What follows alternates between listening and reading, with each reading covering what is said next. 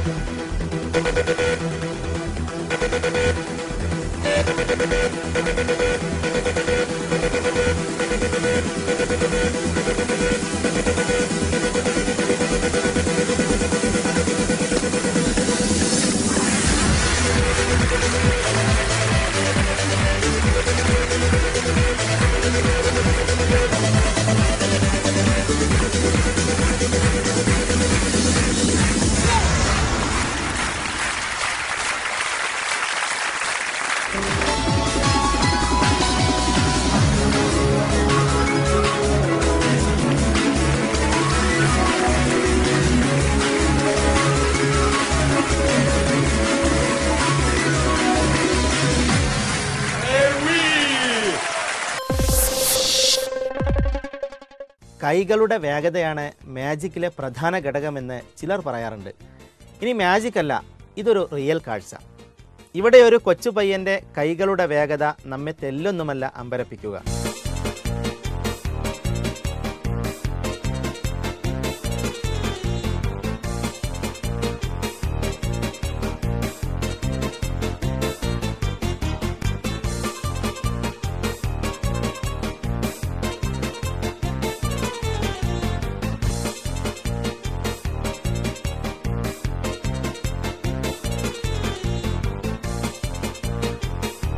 ഒരു ഡസൻ കപ്പുകളെ കൊണ്ട് സെക്കൻഡുകൾക്കുള്ളിൽ കാണിക്കുന്ന നേർക്കാഴ്ച.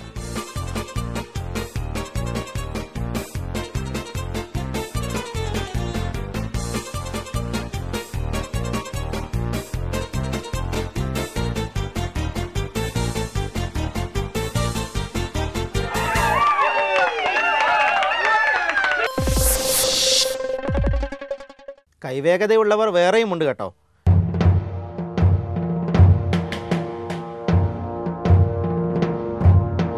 നിരന്തരമായ പരിശ്രമം കൊണ്ടും ചെയ്യുന്ന ജോലി ആസ്വദിക്കുന്നത് കൊണ്ടും അവരറിയാതെ അവർക്ക് ലഭിക്കുന്ന ചില കഴിവുകൾ. അങ്ങനെ ചിലരാണ് ഇവർ. ഒരാൾ ബേക്കറിയിലെ പാക്കിംഗ് വിദഗ്ധൻ.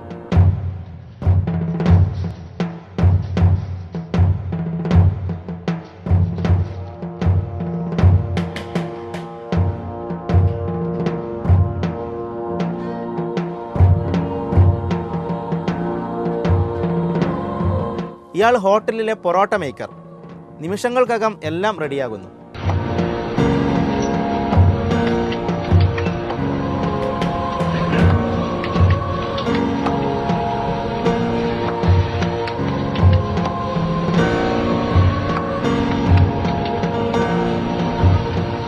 ഇയാളും പൊറോട്ട മേക്കർ തന്നെ.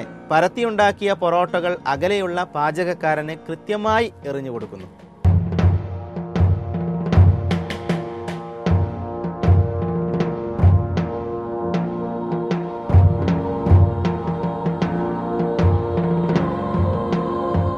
ഇവനും മോശമല്ല, ജൗളിക്കടയിലാണ് ഇവൻ്റെ കരവൈദഗ്ധ്യം.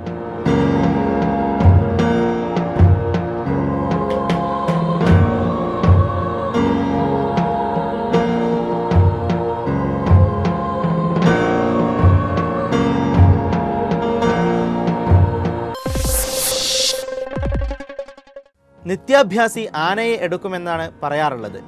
നിരന്തരമായ പരിശ്രമങ്ങൾ ഉദ്ദേശ സാഫല്യം നേടിത്തരാറുമുണ്ട്. ഇവിടെ ഇതാ ഒരു സൈക്കിൾ അഭ്യാസി.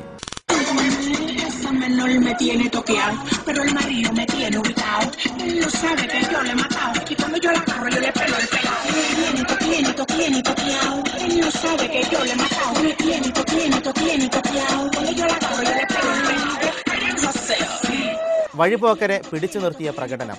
കൗതുക കാഴ്ചകളിലെ വ്യത്യസ്തമായ ഒരിനം കലാപരിപാടി.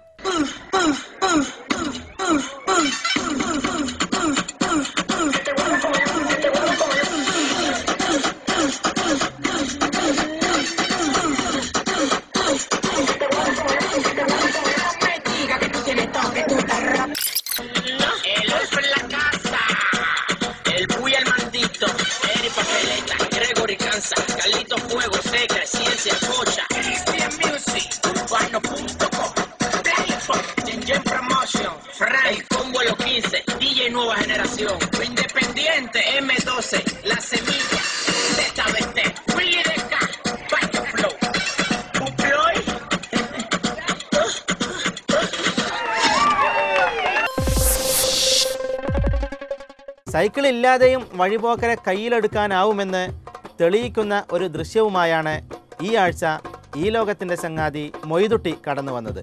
ഒരച്ഛൻ്റെയും മോൻ്റെയും തെരുവിലെ അഭ്യാസം. ഓരോ നീക്കങ്ങളിലും ജാഗ്രതയോടെ മെയ്യനക്കുന്ന ഈ ബാലനെ സമ്മതിക്കുക തന്നെ വേണം.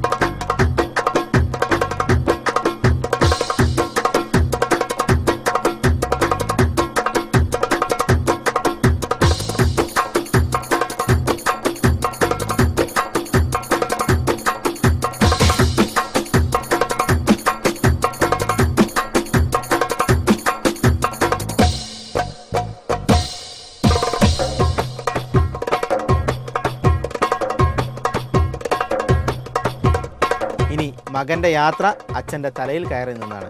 ജീവിക്കാൻ വേണ്ടി മറ്റുള്ളവരെ രസിപ്പിച്ചുകൊണ്ടുള്ള ഓരോ ജന്മങ്ങൾ.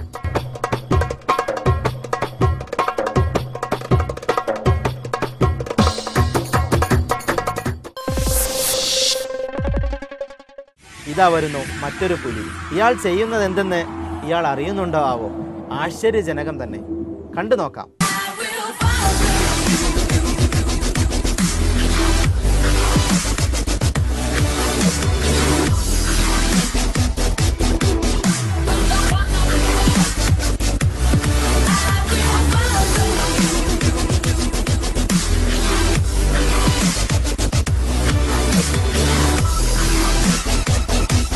ഓടുന്ന വണ്ടിയിൽ പോലും വളരെ ലാഘവത്തോടെ ചാടിപ്പിടിക്കുന്ന കാന്തിക ശക്തി. ബഹുനില കെട്ടിടങ്ങൾക്ക് മുകളിൽ പോലും നിർഭയത്തോടെ തിമർത്താടുന്ന ധൈര്യം.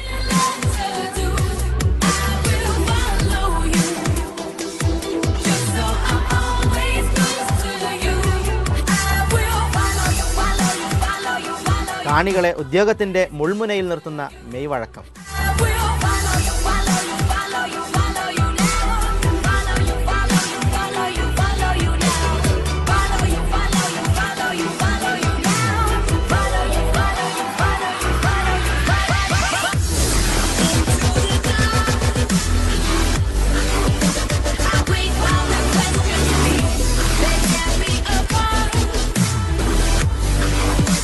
ഇതൊക്കെ എന്ത് എന്ന് തോന്നിപ്പോകും അടുത്ത ദൃശ്യം കണ്ടാൽ.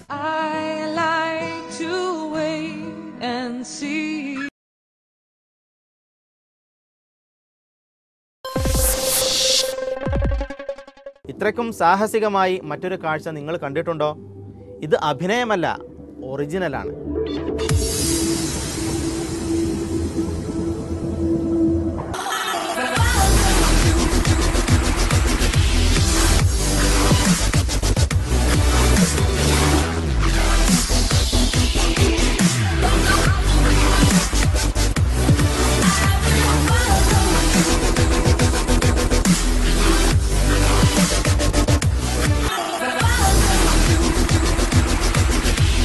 ചുവടൊന്ന് പിഴച്ചു പോയാൽ മതി, പിന്നെ പൊടി പോലുമില്ല കണ്ടുപിടിക്കാൻ.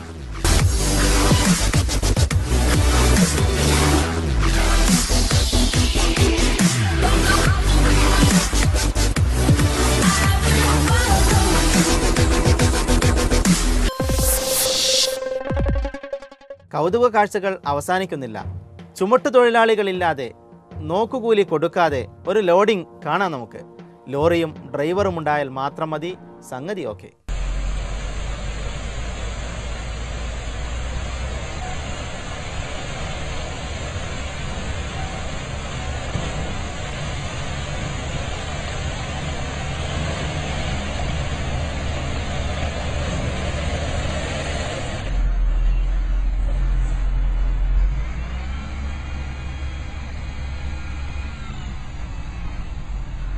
കേരളത്തിലെങ്ങാനുമാണ് ഇത് സംഭവിച്ചതെങ്കിൽ ഇതിൻ്റെ പേരിൽ എത്ര ഹർത്താലും പണിമുടക്കും വഴിതടയലും ഉണ്ടാകും.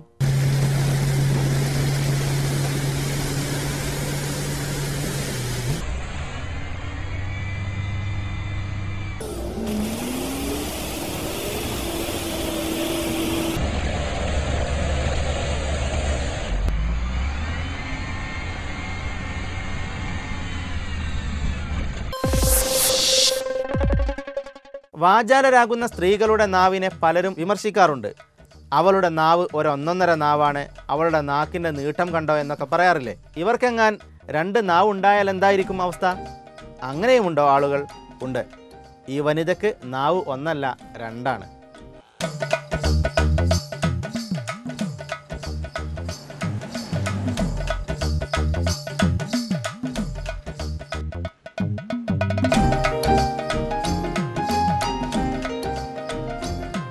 രണ്ടായാലും 1 ആയാലും നാവിൽ നിന്ന് വരുന്ന വാക്കുകൾക്കനുസരിച്ചിരിക്കും മറ്റുള്ളവരുടെ കൈക്കരുത്തിൻ്റെ തോത്. കലാഭവൻ മണിക്കൊരു ജൂനിയർ വരുന്നുണ്ടെന്ന് പറഞ്ഞാൽ ആരും ശങ്കിക്കേണ്ടതില്ല. ഒരു കുഞ്ഞു കലാകാരൻ മണിയെ അനുകരിക്കുന്നത് നോക്കൂ.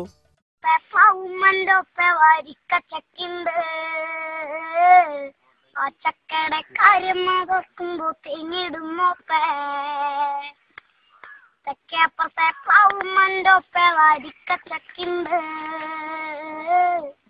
ആ ചക്കയുടെ കാര്യം അതോർക്കുമ്പോ തേങ്ങിടും മോപ്പേ. ചക്ക മുറിച്ചിടണുണ്ട്, കൈക്കുമ്പൻ കൈക്കിടണുണ്ട്, എന്നോടങ്കിടന്റെ ഒപ്പേ ചെല്ലാന്നേ ദൈവേ. തെക്കേപ്പുറത്തെ കുഞ്ഞറത്തേക്ക് ചെല്ലാനേ. കൊച്ചു കലാകാരന് ഈ ലോകത്തിൻ്റെ ആശംസകൾ.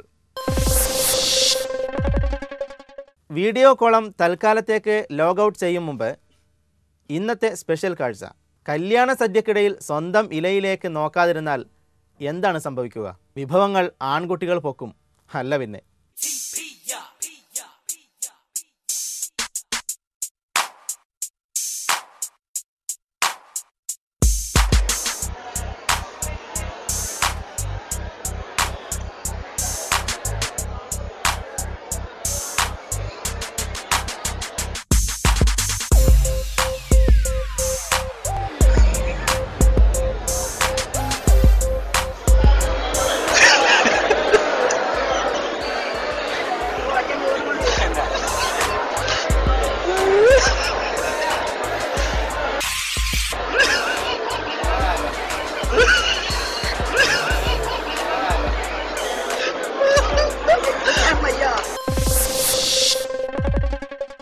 വിഷയസംബന്ധിയായി നിങ്ങളുടെ വ്യക്തതയുള്ള മൊബൈൽ ഫോണുകളിലും ക്യാമറകളിലും പകർത്തുന്ന വീഡിയോകളും ഇൻ്റർനെറ്റ് ലോകത്ത് നിന്ന് തപ്പിയെടുക്കുന്ന ലിങ്കുകളുമായി ഈ ലോകത്തിൻ്റെ പേജിലേക്ക് കടന്നു വരിക.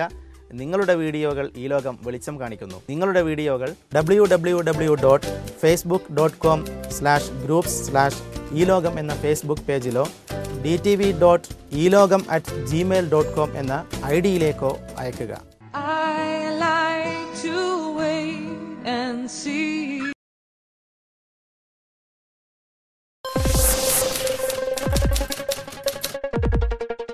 ബ്ലോഗർ ഓഫ് ദി വീക്ക് ആരംഭിക്കുന്നു. കഴിഞ്ഞയാഴ്ച നമ്മെ വിട്ടുപിരിഞ്ഞ ഹാരിസ് എന്ന ബ്ലോഗറെ അനുസ്മരിച്ചുകൊണ്ട്.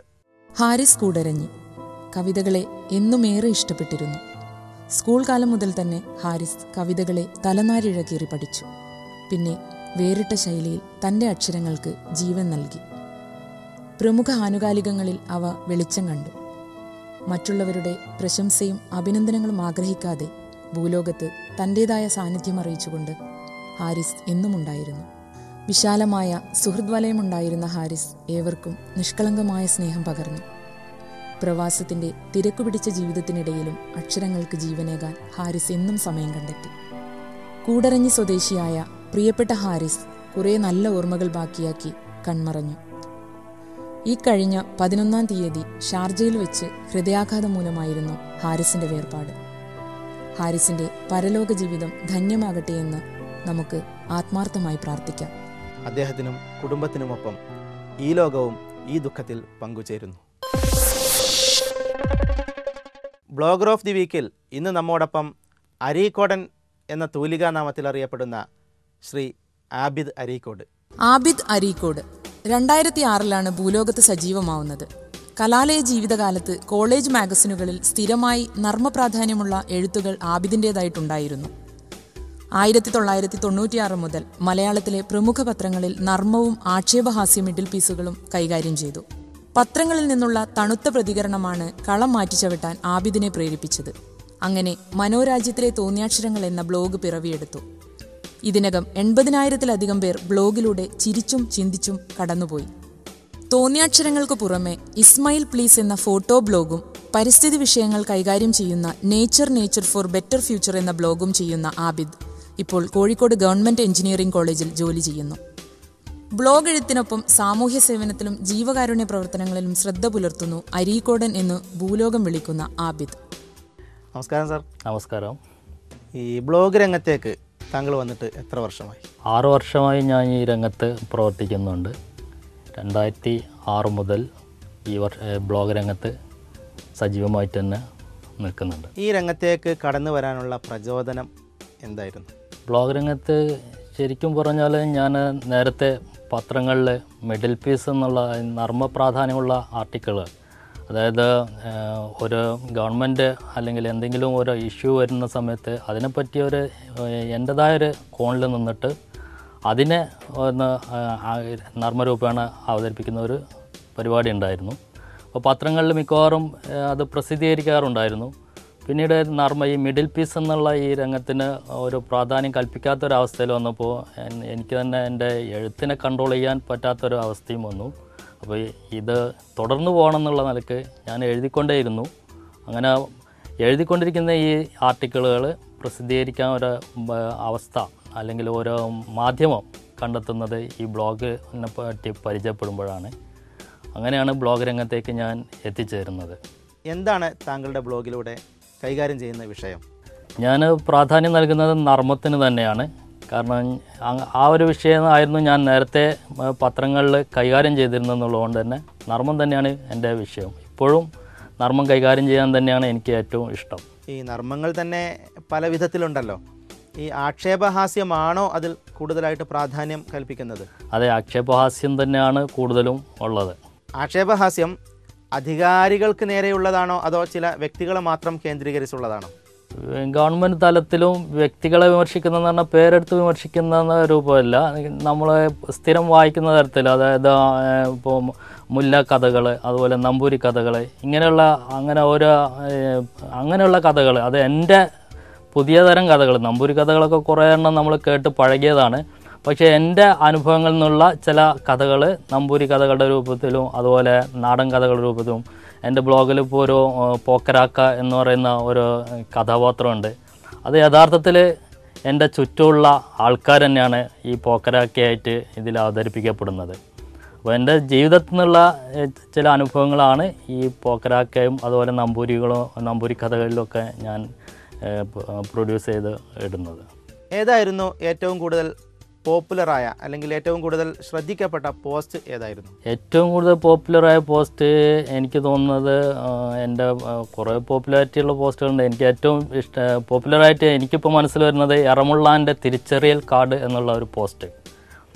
അത് വളരെ കൂടുതൽ പേരെ ആകർഷിച്ചിരുന്നു. മുമ്പ് മാധ്യമ പത്രത്തിൽ വന്ന ഒരു മിഡിൽ പീസും കൂടിയായിരുന്നു അത്. എന്തായിരുന്നു ആ പോസ്റ്റ് ഇത്രത്തോളം ശ്രദ്ധിക്കപ്പെടാനുള്ള കാരണം?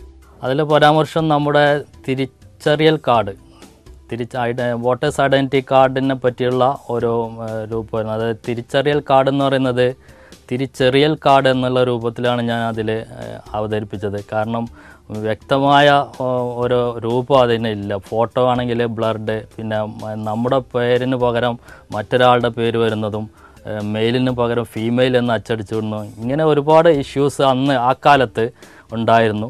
അപ്പോൾ അതിനെപ്പറ്റി എൻ്റെ ഒരു കോണിൽ നിന്നുകൊണ്ട് ഞാനതിനെ ഒരു ആക്ഷേപഹാസ്യ രൂപത്തിൽ അവതരിപ്പിച്ചതാണ് എറമുള്ളാൻ്റെ തിരിച്ചറിയൽ കാർഡ് എന്നുള്ളത്. അതിനെനിക്ക് 2006 ഞാൻ ബ്ലോഗ് രംഗത്ത് വരുന്നത്. 2007 കേരളത്തിലെ ബെസ്റ്റ് 10 ബ്ലോഗ്സ് mobchannel.com എന്ന ഒരു വിഭാഗം ആദ്യത്തെ 10 ബ്ലോഗുകളെ തിരഞ്ഞെടുത്തപ്പോൾ ഒരു അവാർഡ് 2007 എനിക്ക് ആ ഒരു പോസ്റ്റിന് ലഭിക്കുകയുണ്ടായി. ഈ രംഗത്ത് നൽകിയ സേവനങ്ങൾ, ബ്ലോഗ് രംഗത്ത് ചെയ്ത സേവനങ്ങൾ എന്ന് പറയുമ്പോൾ 2006 ഞാൻ കടന്നു വരുമ്പോൾ കൂടുതൽ ബ്ലോഗേഴ്സൊന്നുമില്ല. കൂടുതലും ഉള്ള ബ്ലോഗേഴ്സ് തന്നെ കേരളത്തിലുള്ള ബ്ലോഗേഴ്സ് അല്ലെങ്കിൽ മലയാളി ബ്ലോഗേഴ്സ് എന്ന് പറയുന്നത് ദുബായ്, അങ്ങനെ അതുപോലെ മറ്റുള്ള UAE ഇവിടെ നിന്നുള്ള ബ്ലോഗേഴ്സായിരുന്നു കൂടുതലുണ്ടായിരുന്നത്. അപ്പോൾ കേരളത്തിൽ ഇതിനെ കൂടുതൽ പ്രചരിപ്പിക്കാൻ വേണ്ടി ബ്ലോഗ് അക്കാദമി എന്നുള്ള ഒരു ബ്ലോഗേഴ്സ് ഗ്രൂപ്പ് ഉപയോഗിച്ചുകൊണ്ട് ഞങ്ങൾ കുറച്ച് പേര്, ഒരു 4-5 പേര് പല ജില്ലകളിലും മലപ്പുറം, കോഴിക്കോട്, വയനാട്, കണ്ണൂർ ജില്ലകളിലെല്ലാം ഇതിൻ്റെ പ്രചാരണാർത്ഥം വർക്ക്ഷോപ്പ്, ബ്ലോഗ് ശില്പശാലകൾ സംഘടിപ്പിക്കുകയുണ്ടായി. അപ്പോൾ അങ്ങനെ പൂർണ്ണമായും ഫ്രീ ആയിട്ടായിരുന്നു ഇങ്ങനെയുള്ള ശില്പശാലകൾ സംഘടിപ്പിച്ചത്. അതിൽ വയനാട് ശില്പശാല ഞാൻ വയനാട് എഞ്ചിനീയറിംഗ് കോളേജിൽ സ്റ്റാഫായി നിൽക്കുമ്പോഴാണ് അവിടെ ആ ശില്പശാല സംഘടിപ്പിക്കുന്നത്. വളരെ നല്ല പാർട്ടിസിപ്പേഷൻ ഉണ്ടായിരുന്ന ഒരു ശില്പശാലയായിരുന്നു അത്.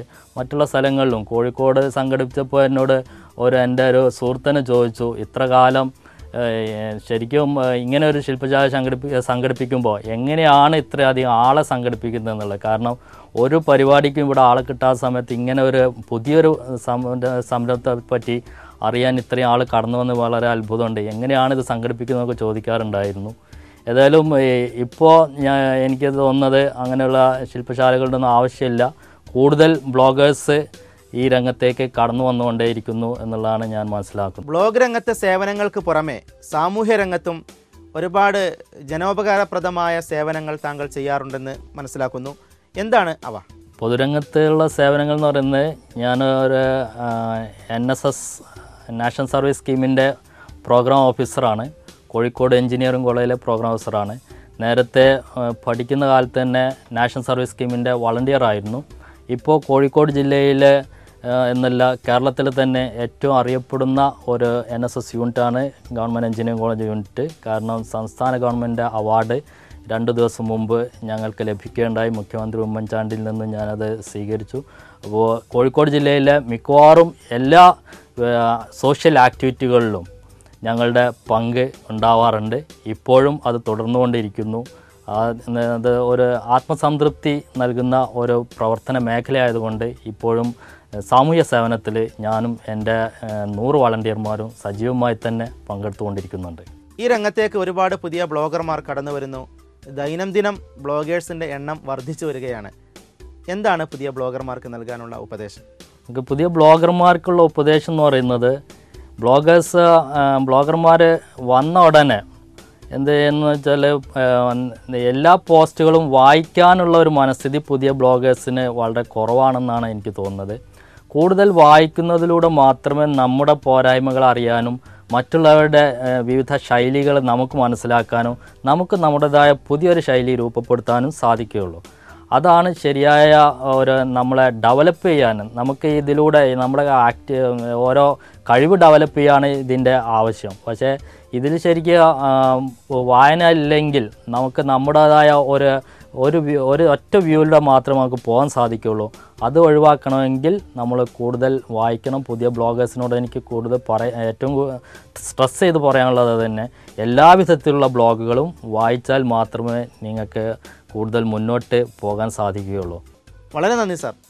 ഈ തിരക്കിനിടയിലും ഓടി വന്ന് ഈ ലോകവുമായി സഹകരിച്ചതിനും ചില പ്രധാനപ്പെട്ട കാര്യങ്ങൾ പങ്കുവച്ചതിനും. മറ്റൊരു ബ്ലോഗറുമായി അടുത്ത ആഴ്ച നമുക്ക് വീണ്ടും കണ്ടുമുട്ടാം. നിങ്ങളുടെ അഭിപ്രായങ്ങൾ, നിർദ്ദേശങ്ങൾ, വിമർശനങ്ങൾ ഞങ്ങൾക്ക് എഴുതുക. വിലാസം: പ്രൊഡ്യൂസർ, ഈ ലോകം, ദർശന TV, എരഞ്ഞിപ്പാലം PO, കോഴിക്കോട്. മായക്കാഴ്ചകൾ അവസാനിക്കുന്നില്ല. മറ്റൊരു എപ്പിസോഡുമായി അടുത്ത ആഴ്ച നമുക്ക് വീണ്ടും കണ്ടുമുട്ടാം. അതുവരെ നന്ദി, നമസ്കാരം.